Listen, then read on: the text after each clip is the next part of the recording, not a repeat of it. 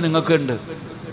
എൻ്റെ ജീവിതത്തിൽ ഒരുപാട് പ്രയാസം, ഞാൻ വലിയ പ്രയാസത്തിൻ്റെ സമയത്ത് ഞാൻ ഉസ്താദിനോട് പറഞ്ഞ എൻ്റെ പ്രയാസം എന്താന്ന്, ഞാൻ വരുമ്പോൾ വലിയ പ്രയാസത്തിലാണ് ഞാനുള്ളത്.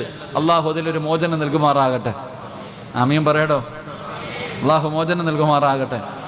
എൻ്റെ പ്രിയപ്പെട്ട സഹോദരങ്ങളെ, എന്തു പരീക്ഷണം വന്നാലും നമ്മൾ അൽഹംദുലില്ലാ പറയുക.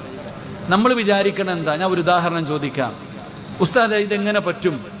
ഞാൻ പറയുന്ന ഒരു ഹദീസ് നിങ്ങൾ ഓർത്തു വെച്ചാൽ മതി.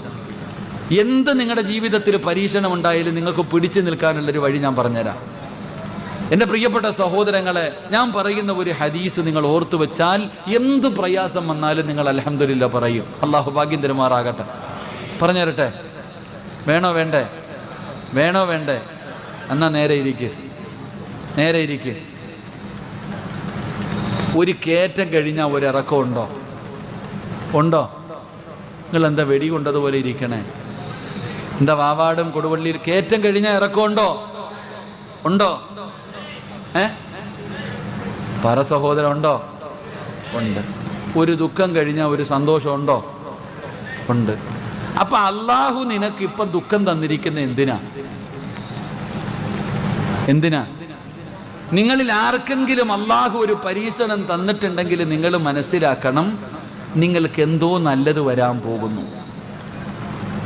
നിങ്ങൾക്ക് എന്തോ നല്ലത് വരാൻ പോകുന്നതിൻ്റെ അടയാളമാണ് എന്ത്? ഈ ദുഃഖം. അത് മനസ്സിലാക്കിയാൽ മതി. അള്ളാഹു ഈമാൻ തരുമാറാകട്ടെ. അള്ളാഹു ഈമാൻ തരാമാറാകട്ടെ.